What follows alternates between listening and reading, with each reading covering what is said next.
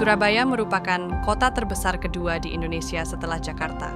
Sebagai ibu kota Provinsi Jawa Timur, Surabaya berperan sebagai pusat pemerintahan, bisnis, industri, perdagangan, dan pendidikan di kawasan timur Pulau Jawa. Wilayah metropolitan Surabaya, Gerbang Kertosusila, juga merupakan yang terbesar kedua setelah Jabodetabek. Tingkat kemiskinan kota Surabaya pada tahun 2024 berdasar data Badan Pusat Statistik (BPS) mencapai 3,96% atau setara dengan 116.620 jiwa dari total penduduk 3.017.382 jiwa dengan luas wilayah sekitar 326,36 km persegi hingga 335,93 km persegi.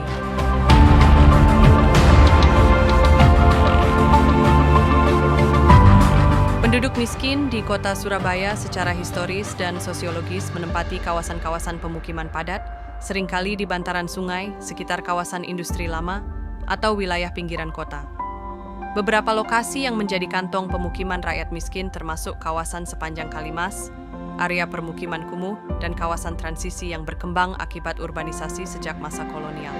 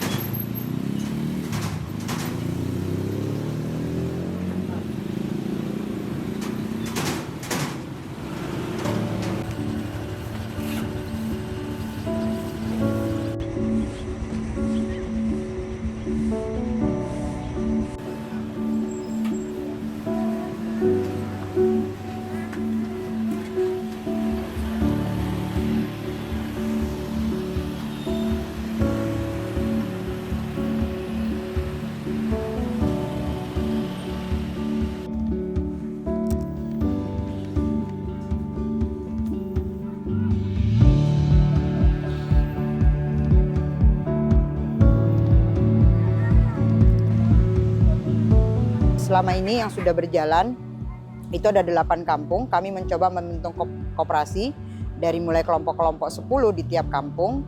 Ada kampung Semampir, Bratang, Duku Kupang Barat, Duku Kupang Belakang UWK, Putat, lalu kemudian ada Tambak Bayan dan Kepatihan.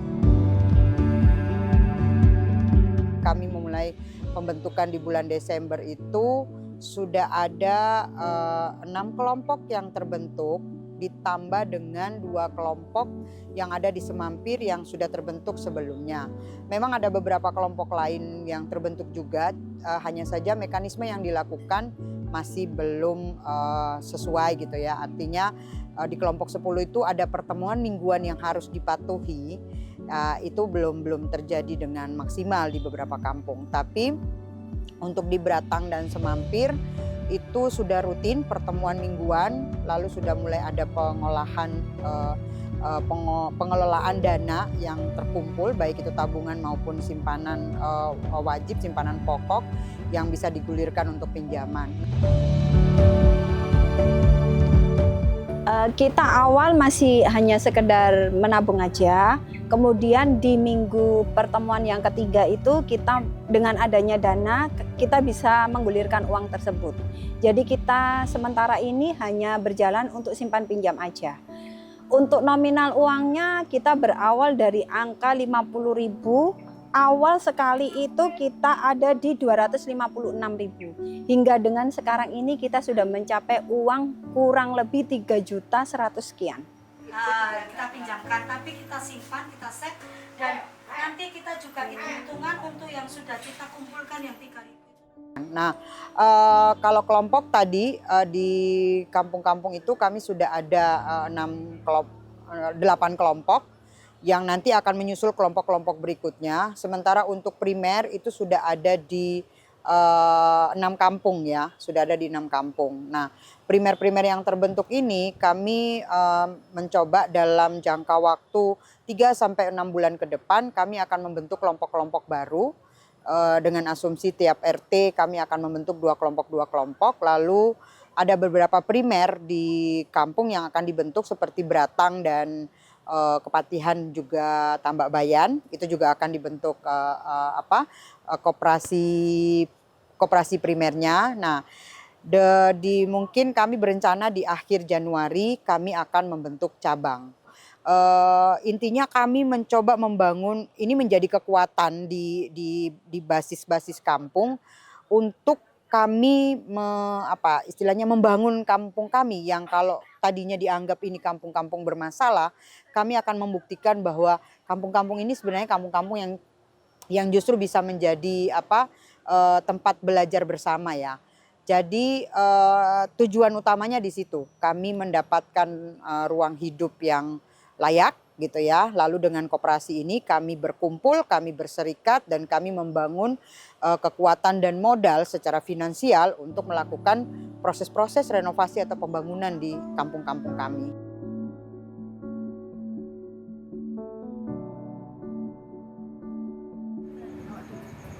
Yang dewasa 14 dewasa 3 anak-anak.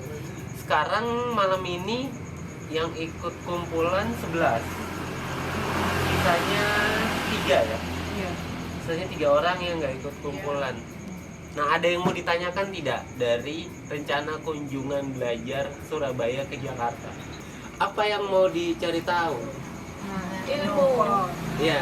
Ibu siapa Bu? Maaf Bu. Bu Ima. Iya.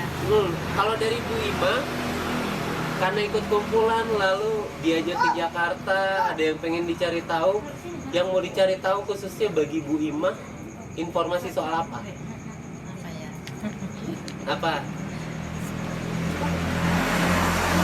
Ya ini kok ingin aman-aman gini loh Mas. Rumahnya ini ingin aman. Oh, rumahnya ingin aman. Ya. Jakarta ada nggak sih contohnya gitu ya? Ada kurang lebih 5 kampung, itu ada Kepatihan, ada Beratang, ada Semampir, ada Duku Kupang Barat dan Duku Kupang Belakang WK yang mengirim perwakilannya untuk belajar bagaimana sih manajemen koperasi itu. Bagaimana mengelola koperasi yang baik, yang sehat gitu ya.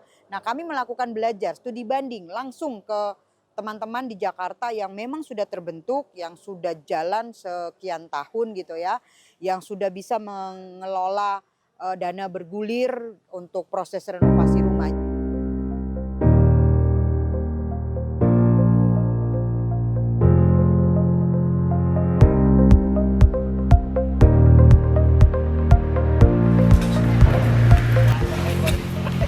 Dulu ini penuh, belum dibongkar semua. Alat-alat kapal termasuk sini nih, alat-alat kapal jangkar.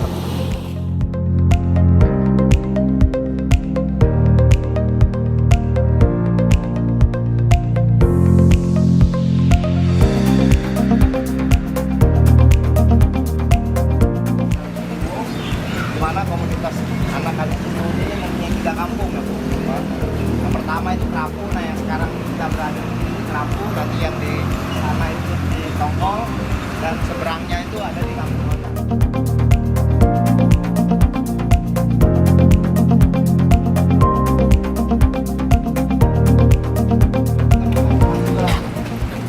Yang kalau di luar negeri atau umumnya kan kue yang dipotong kan. Kalau ini rumah yang dipotong. Dan itu juga nggak ada yang namanya jaminan bahwasannya ini nggak akan digusur lagi gitu.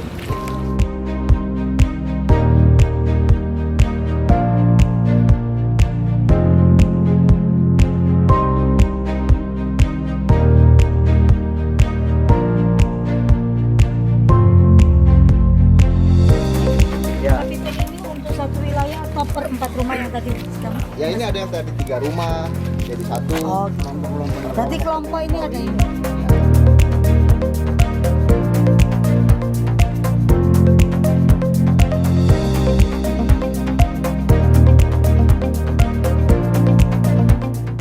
Jalan ini yang bangun juga pemerintah. Tadinya kan warga hanya nguruk ya dari hasil bongkar rumah di sini. Terus ini pemerintah yang bangun, baru pemerintah juga termasuk termasuk septic tank komunal tadi ditambah oleh pemerintah. Walaupun sertifikat belum ada. Itu pemerintahnya sudah setuju dengan konsep yang kita tawarkan. Nah, tanahnya bagaimana? Tanahnya kan sejak awal ada namanya, kita ngomong bahwa tanah sini itu tanah negara. Ini yang di sini ya, buat ke sana ya. Kalau di sini karena sudah pembebasan ya udah itu tanah pemerintah. Tapi kalau sana tanah negara. Tanah negara. Berarti kalau tanah negara belum ada yang punya. Tanah Gusti Allah. Kira-kira gitu. Nah, tanah Gusti Allah itu siapa yang dapat? Lah yang menguasai, yang memanfaatkan. Kita minta itu supaya negara sama pemerintah berarti beda Mas ya? Beda. Kalau negara itu termasuk kita. Kita semua ini negara. Tapi kalau pemerintah, siapa pemerintah? Pejabat itu. Beda ya? Beda ya. Nah, sebenarnya udah setuju sih pemerintah. Oke, karena itu tanah negara, udah kita kasih sertifikat nggak apa-apa saya. Tapi kasihnya orang per orang. Oke, nanti dikasihkan satu orang. Kasihkan. Tapi kita tolak. Karena koperasi sebagai penghalang. Kenapa kita menolak untuk orang per orang? Waktu sebelum ada kasus penggusuran, harga rumah itu kira-kira sekitar 40-30 per rumah, 30 juta. Ketika kasus penggusuran, turun drastis 10 juta. Itu aja mikir-mikir orang menjelang penggusuran. Setelah dengar kabar bahwa penggusuran sekarang sudah reda, mulai naik jadi 50. Sekarang berapa tahun? Sudah lebih dari 100. 200. Di seberang itu, sekarang sudah ditawar 250. kecil sekali rumahnya. 250 juta. Tiba-tiba dalam waktu singkat. Tadi ini kan nggak ada duit ya, di rekening paling ada berapa lah? Paling banyak, kadang 5 juta, 10 juta. Tiba-tiba kok rumah itu nilainya sekarang 600 juta. Apa yang dikira? Jual. Ketika ada kebutuhan. Waduh, anakku mau nikah ya wis lah sederhana aja. Dulu ini 10 juta ya. Tapi rumahku kan sekarang 600. Gade. Ya jual kayak atau kebutuhan lain. Akhirnya gampang gitu loh maksudnya. Karena kita tahu nilai rumahnya segitu sehingga gampang untuk dijual. Nah, itu berarti sertifikat bukan memberi rasa aman. Tapi justru sertifikat mempercepat orang kehilangan rumah. Apa bedanya dengan penggusuran? Ya kan? Karena mikirnya gampang, aku naik oleh 600 juta. Tak tukok ke rumah neng Bogor kira-kira 200 juta lah. 200 juta, 250. Berarti masih sisa 350. 350 itu 150 karo 100 tak tukok no mobil. Masih 150. 150 tanggung modal buka warung cukup. Sederhana toh? Oleh rumah, luwih gede bahkan yang Bogor. Oleh mobil, punya usaha. Tapi masalah usahanya apakah pasti lancar? Belum tentu. Banyak kasus begitu udah pindah akhirnya balik lagi ke Jakarta jadi pengontrak. Nah, karena koperasi nggak daftar legalitas yang nggak diakui. Jadi didaftarkan legalitasnya supaya bisa menjadi pemegang atas tanah. Gitu loh. Nah, tapi koperasi kan harus hidup, harus jalan, ada kegiatan, makanya ada kelompok 10, ada primernya, ada kepengurusan segala macam itu koperasi. Nah, umpama koperasi ini nggak aktif, nggak ada kegiatan, nggak ada penyebaran, bisa nggak menjadi pemegang atas tanah? Belum kuat lah paling enggak ya. Wah, tapi kan ini rumah saya. Nggak bisa juga. Tapi kan rumah ini kan saya beli pakai duit saya, bukan duit koperasi. Masa kemudian dialihkan jadi milik koperasi? Gimana loh?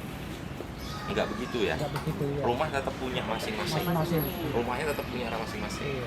Yang menjadi milik bersama apanya? Apanya? Tanah. Tanah tetap milik bersama. Tapi boleh nggak kalau saya kan umpama di Jakarta, saya harus pulang kampung ngeramut orang tua, gimana dong? Boleh nggak saya jual? Boleh, tetap jual. Kan kamunya punyanya apa? Kamu punyanya apa? Rumah kan? Berarti kamu jual rumah. Jual rumah. Tapi ada tapinya. Tapi untuk jual rumah ini harus persetujuan koperasi. Kenapa harus persetujuan koperasi? Tanahnya punya koperasi. Koperasi itu artinya ya semua warga ya. Jangan dianggap oh ini orang luar. Jadi anggota koperasi sini ya hanya orang sini. Orang luar bukan anggota sini. Maksudnya kalau bangunan tetap harus persetujuan koperasi walaupun jual supaya koperasi itu bisa memastikan orang yang akan beli bangunan itu siapa. Bayangin kalau seumpama biasanya di kampung tuh ada orang duwe akeh, menguasai banyak rumah, dibikin kontrakan. Kalau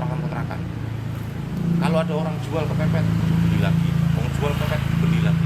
Satu kampung rumahnya dia semua. Mau pertemuan RT, mau pertemuan koperasi nggak ada yang datang. Kenapa? Isinya pengontrak semua. Tapi itu masih mending. Ada juga yang dibeli sama developer karena di sebelahnya mau ada bangun apartemen, dibelinya ke developer, dicicil, lama-lama habis kita. Oleh karena itu butuh persetujuan bersama itu. Karena apa? Ketika kita jual rumah sebenarnya kalau ada hal buruk itu berdampak pada orang lain. Tapi kalau tanah itu milik bersama. Nah terus siapa yang mau beli? Kan tadi hubungan hukumnya itu perjanjian antara anggota dengan koperasi. Asetnya koperasi dimanfaatkan oleh anggota. Jadi ada perjanjiannya. Kalau dia mau pergi, berarti orang anggota baru yang akan beli berarti harus membuat perjanjian baru yang memanfaatkan tanah tersebut. Sehingga kalau begitu sertifikatnya bisa dijual nggak? Tanahnya bisa dijual nggak berarti? Nggak bisa karena sertifikatnya bersama. Kalau mau dijual butuh kesepakatan semua anggota. Berarti aman nggak? Ya, untuk nganu ya aman. Aman nggak? Aman dari kehilangan tanah nggak? Iya. Aman.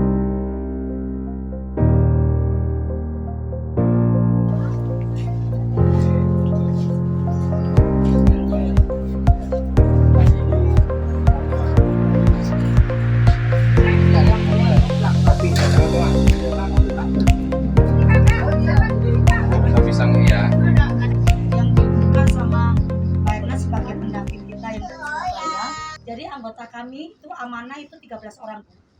Jadi sempat saya juga sudah dengar itu kalau di kami bunganya itu 5%. 5% itu tapi tidak untuk ke kelompok, maksudnya masuk ke tabungan semua. Jadi 5% itu kita bagi. Jadi 3% ini untuk kelompok, yang 2% itu untuk kelompok, tapi untuk dana sosial.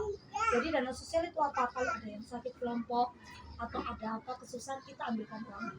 Jadi di bawah 1 juta itu masih 10.000, malah 10.000 bro. 10%. Memang sih waktu rapat bilangnya kan 10%. Cuman kitanya kan ngelihat anggotanya kita itu kan ya begitulah. Jadi udah yang penting ini uang bisa berjalan membantu mereka orang yang butuh gitu. Jadinya ya udahlah itu kesepakatannya kayak begitu. Kadang ada yang pinjamnya 200 seminggunya ada bayar 10.000. Iya 10.000. Nanti itu kan 200 mau berapa bulan itu. Tapi ya biarin lah, mungkin memang kemampuannya yang mau bayarnya. Tiap bulan malam minggu tuh kita ngisi 2.000 apa 5.000 itu nanti sedapatnya dana, nah itu yang kita makan.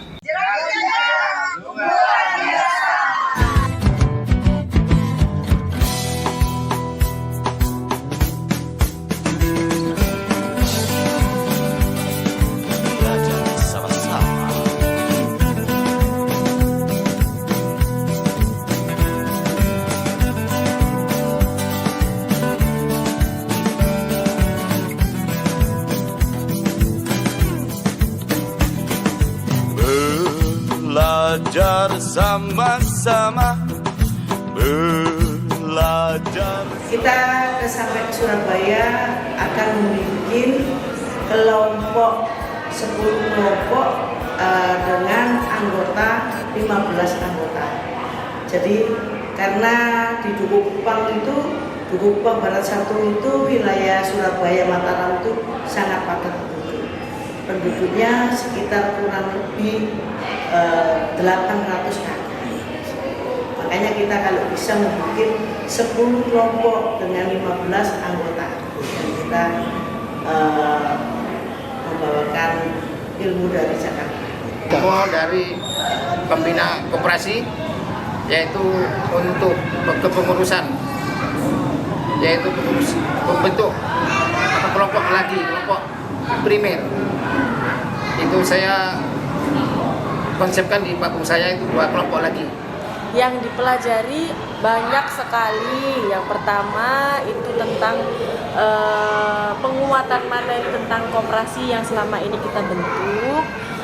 Penguatan juga kita belajar tentang primer karena kampung saya belum terdaftar sebagai koperasi primer dan cabang, pembentukan untuk koperasi cabang.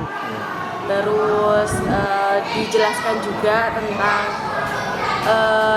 reforma agraria, dijelaskan secara gamblang masalah hubungan antara koperasi dengan reforma agraria seperti bagaimana, dan belajar untuk mengadvokasi beberapa masalah kependudukan yang sekarang kita alami. Dan selanjutnya akan memenuhi untuk target tahun ini, semoga bisa membentuk koperasi cabang di Surabaya karena sudah berjejaring dengan koperasi induk yang ada di nasional. Karena di kelompok 10 itu kan ada 5 penanggung jawab ya. Ada 5 penanggung jawab, ada bendahara, ada sekretaris, ada auditor, ada pemegang kotak, ada pemegang kunci. Nah otomatis kan mereka selain hanya bertugas melakukan 5 ini kan, tapi mereka juga harus paham betul bagaimana pengelolaan si manajemen koperasi itu sendiri. Nah itu kemudian kami belajar di sana. Nah setelah belajar di Jakarta ini, di Jakarta kemarin, kami juga akan berencana melakukan pelatihan TOT. Nah TOT itu jadi teman-teman yang sudah belajar ke Jakarta langsung, ini akan di-upgrade lagi gitu pengetahuannya, agar mereka juga bisa menyebarkan atau melatih, bahkan membentuk kelompok-kelompok lain di kampung-kampung sebelah.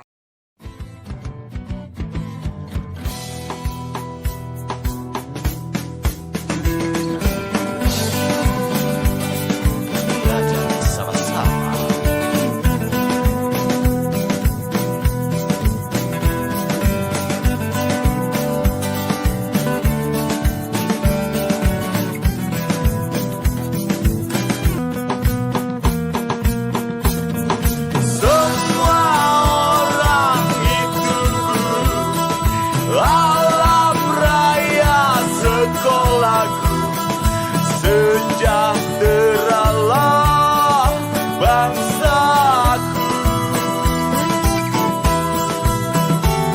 Semua orang itu guru, alam raya sekolahku. Sejahteralah bangsa.